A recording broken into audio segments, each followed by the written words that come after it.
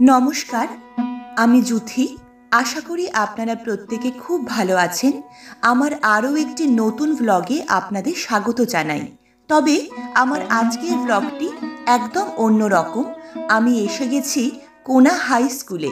আমি এই বিদ্যালয়ের একজন প্রাক্তন ছাত্রী এবং কিছুদিন এই বিদ্যালয়ে শিক্ষকতা করেছি। 2025 সালে কোনা হাই স্কুলের সরস্বতী পুজোর বেশ কিছু সুন্দর মুহূর্ত আপনাদের সঙ্গে শেয়ার করে নিচ্ছি। আশা করি আপনাদের ভালো লাগবে। বাহ, এই লেজারের গায়ের কাছে আসবে তখন এই সিগন্যালটা বেজে উঠবে।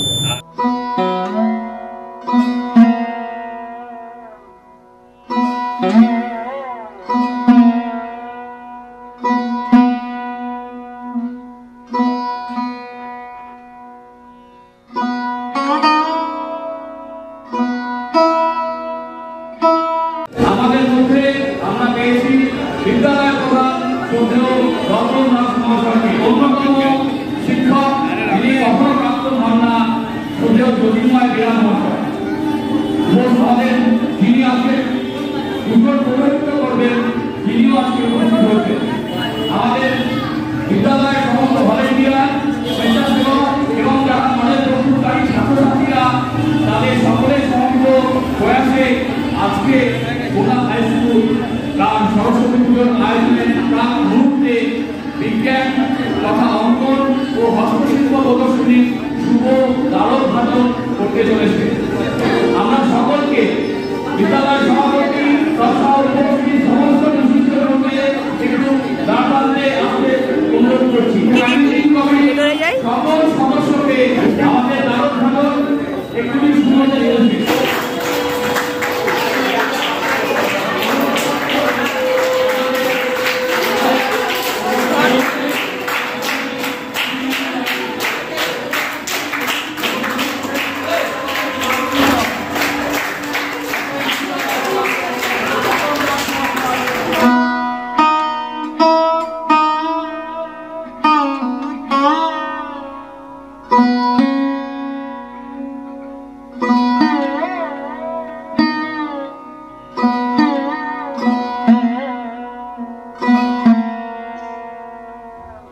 আজ থেকে 140 বছর আগে 1885 সালে এই বিদ্যালয় প্রতিষ্ঠা হয়েছিল। প্রাক্তন এবং বর্তমান শ্রদ্ধেয় শিক্ষক, শিক্ষিকা ও শিক্ষাকর্মীগণ এবং পরিচালন সমিতির প্রত্যেক সদস্যের আন্তরিক প্রচেষ্টায় এই বিদ্যালয় নিজ ঐতিহ্য বহন করে চলেছে। পঠন পাঠন ও সহপাঠক্রমিক কার্যাবলীর মধ্য দিয়ে এই বিদ্যালয়ের প্রাথমিক এবং উচ্চ মাধ্যমিক বিভাগের ক্রমশ শ্রীবৃদ্ধি ঘটে চলেছে।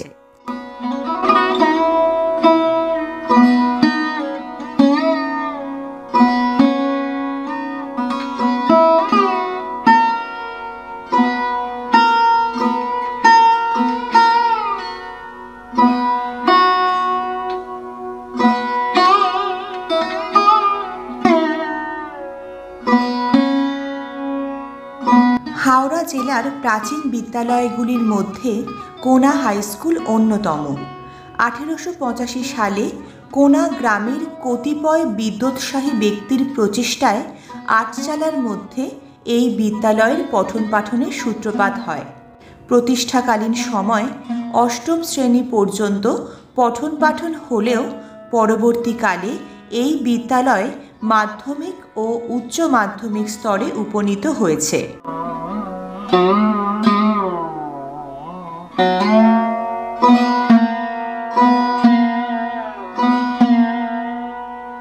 বর্তমানে এই বিদ্যালয়ের প্রাথমিক বিভাগে শিক্ষার্থীর সংখ্যা প্রায় 1200 জন এবং মাধ্যমিক ও উচ্চ মাধ্যমিক বিভাগে শিক্ষার্থীর সংখ্যা বর্তমানে 1500 জন অতিক্রম করেছে।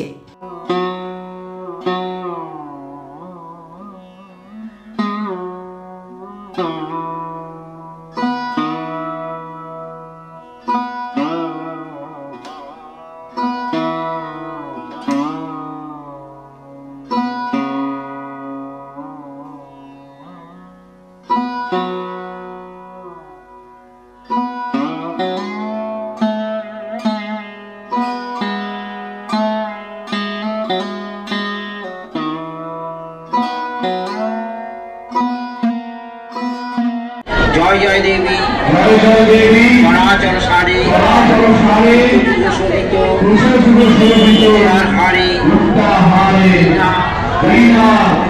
রঞ্জিত হস্তে ভগবতী আরতি দেবী নমস্তে। সর্বমঙ্গলে মঙ্গল শিবে সর্বার্থ সাধিকে শরণ্যেত্রম মুখে গৌরী নারায়ণী নমস্তুতে।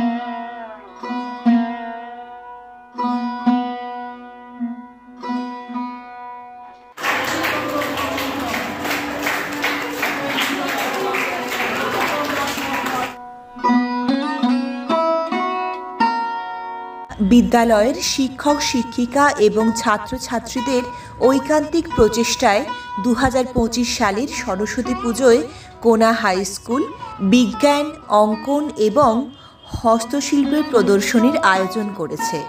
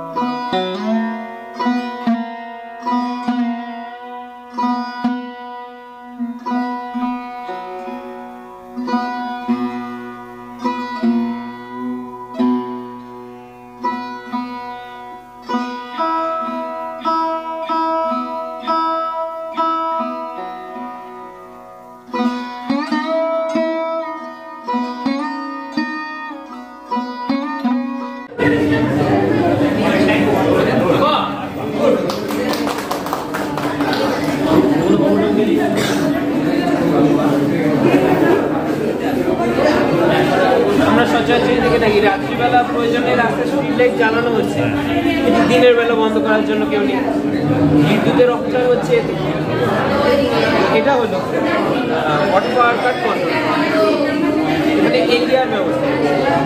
এলডিআর দিনের বেলা যখন সূর্যালোক পড়ছে, দিনের বেলা সূর্যালোক পড়ছে তখন স্ট্রিট লাইট বন্ধ হয়ে যায়। আবার রাত্রিবেলা যখনই অন্ধকার হবে, অন্ধকার হলে অন্ধকার যখন হচ্ছে তুমি এখন হাত দিয়ে করছো আধার করছো আবার চলে যাচ্ছে, তখন আবার রাত্রিবেলা সূর্য আলো পড়বে না, এমনি পড়বে না আলো, তখন আবার দিন হবে, আবার আলো পড়বে। কম্বল বই করে আমরা ভারী বস্তুকে ওপরে নিয়ে নেওয়ার চেষ্টা করি। পাঁচকালের নীতি অনুসারে কোনো পাত্রে চাপ হলে সেই চাপ পাত্রের অন্যান্য অংশে ক্রিয়াশীল থাকে। এই কারণে চাপটা অন্য প্রায় চাপের কারণে কম চাপ প্রয়োগ করে ভারী বস্তুকে ওপরের দিকে তোলা যায়। আর এটা সুবিধা হচ্ছে কম বল প্রয়োগ করে ভারী কোনো গাড়িকে ওপরের দিকে তুলে ব্রেক বা গাড়ির চাকা বদলানোর জন্য কিংবা বিমান রক্ষণাবেক্ষণের জন্য, এছাড়াও কোনো বিল্ডিং নির্মাণের কাজে কোনো ভারী যন্ত্রপাতি এর সাহায্যে আমরা সহজেই তুলতে পারি।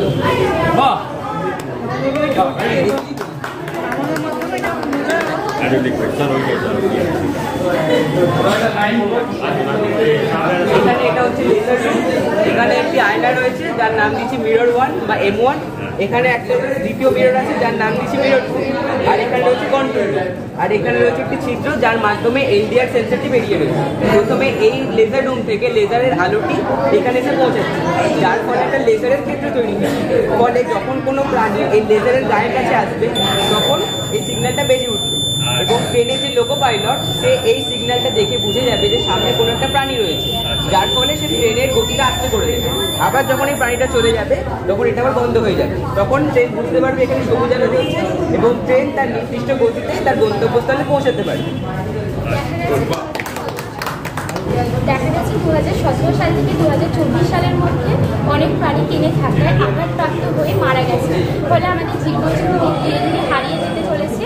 তাই আমরা এই ব্যবস্থাটি সেই সমস্ত দুর্ঘটনাবহুল এলাকায় ব্যবহার করব যেখানে প্রাণীরা ট্রেন পারাপার হয়, ফলে দুর্ঘটনা কিছুটা এড়ানো যেতে পারে। এছাড়াও আমরা বাড়িতে এবং ব্যাংকে যাতে চোর না ঢুকতে পারি তার জন্য ব্যবহার করব। এই মডেলটির নাম হচ্ছে ওয়াটার ট্যাঙ্ক ওভারফ্লো অ্যাসেন্টর। এই মডেলটি আমরা বানিয়েছি কারণ জলমোচন বন্ধ করার জন্য আমরা এই মডেলটি বানিয়েছি। তখন যখন কোনো পাড়ায় জল ভর্তি হয়ে যায় তখন আমরা না বুঝতে না পারায় অন্য লোক বলে যে জল পড়ে আসছে। তাই সেই কারণে আমরা সেই জলপচয়টি বন্ধ করানোর জন্য আমরা এই মডেলটি তৈরি করেছি। প্রথমে যখন জল পড়ছে ভর্তি হয়ে গেলে কী হবে? অ্যালার্ম বেজে যাবে। আচ্ছা, জলের অপচয় বন্ধ হবে। এটা বন্ধ হবে, জলপচয় বন্ধ করানোর জন্য এটা তৈরি করা হয়। মানে যখন ট্যাঙ্কটা ফুল হয়ে যাবে অ্যালার্ম বেজে অ্যালার্ম বাজবে, ফলে জলের অপচয়টা বন্ধ হবে না, জলটা পড়বে না। স্যার, এটা হচ্ছে অটোমেটিক রেঞ্জ সেন্সার অ্যালার্ম। যখন বৃষ্টি পড়ে বাইরে অনেক জামাকাপড় শুকোতে দেওয়া থাকে, অতএব আমরা অনেক সময় বুঝতে পারি না যে বাইরে বৃষ্টি হচ্ছে, এর ফলে আমাদের জামাকাপড়গুলো ভিজে যেতে পারে। ওই জন্য এই যে দুটো ব্লেড আছে, এই দুটো ব্লেডের উপর যখন বৃষ্টির ফোঁটাটা পড়বে তখন একটা অ্যালার্ম বেজে উঠবে। এর ফলে আমরা সতর্ক হয়ে যেতে পারবো যে বাইরে বৃষ্টি পড়ছে। এর ফলে বাইরে যে জামাকাপড়গুলো শুকোতে দেওয়া আছে ওগুলো আমরা তুলে নিতে পারবো। জলটা ওদের বললেই অ্যালার্মটা বেজে অ্যালার্মটা বেজে উঠবে। বৃষ্টি এসে জামাকাপড় তুলতে হবে, তাই তো? এটা ভূমিকম্প হলে অ্যালার্ম বাজবে, যেরকম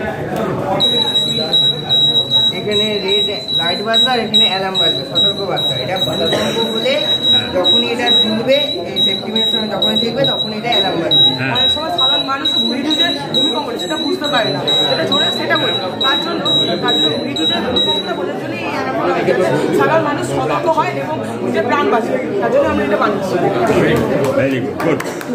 স্কেলিটনের যে স্কাল, তারপর তার রিগ ইত্যাদি, এই যে পুরো স্কেলিটনটা আমাদের দাঁড়িয়েছে, এখানে প্রত্যেকটা কী কী অঙ্গ উল্লেখযোগ্য, অর্থাৎ এখানে কটি হাড় আছে, কী কী কাজ, এদের আমরা এতদিন কিছু জানি না। আমরা শুধু এইটুখানি এতদিন জেনেছি যে 206টি এর মধ্যে হাড় রয়েছে।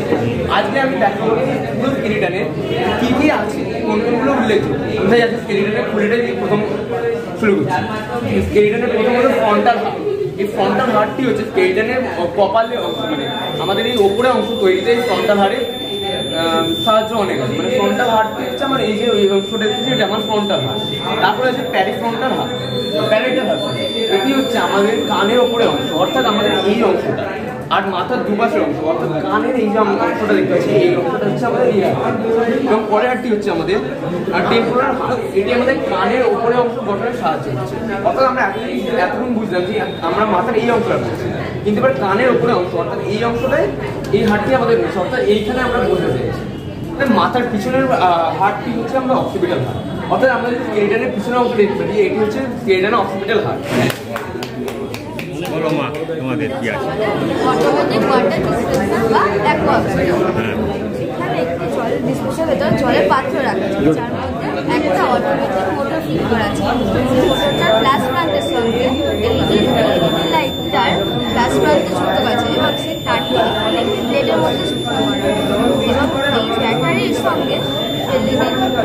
মাইনাস প্রান্ত ব্যাটারি আর ভিতরে মাইনাস প্রান্ত যুক্ত করা আছে। আরেকটা আছে এই লাইটটা চার্জ জল পড়ছে, ঠিক আছে।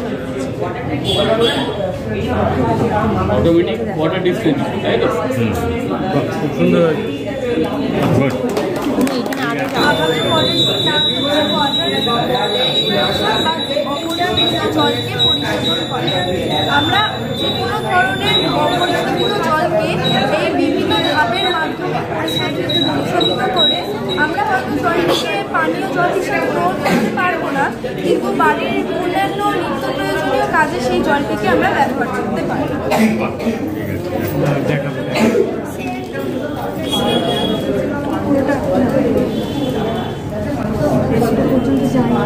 যাবে ধরেন শাড়ি কালো কয়লা আমাদের অনেকটা সেখান থেকে আমরা পরিশোধিত জলটা পাবো, যেটা বাড়ি সাপ্লাই আমরা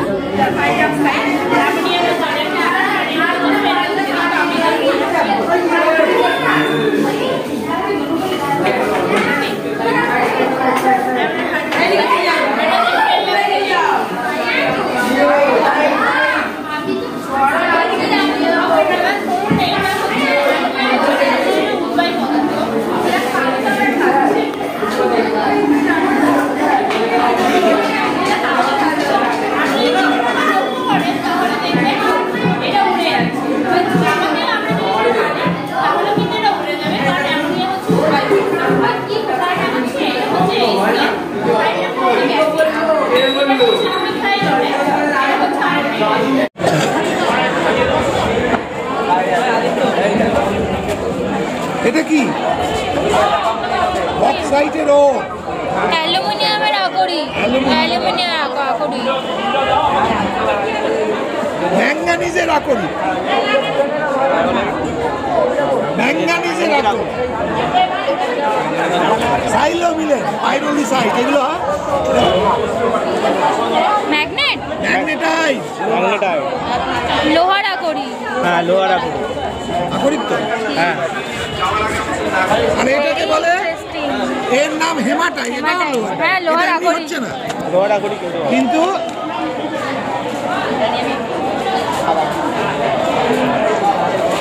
তামিলনাড়ুতে পাওয়া যায়। প্রত্যেকটা ছবি তুলে নাও, নাড়ো ঘাটো, বাড়ি নিয়ে যেও। অবশ্যই।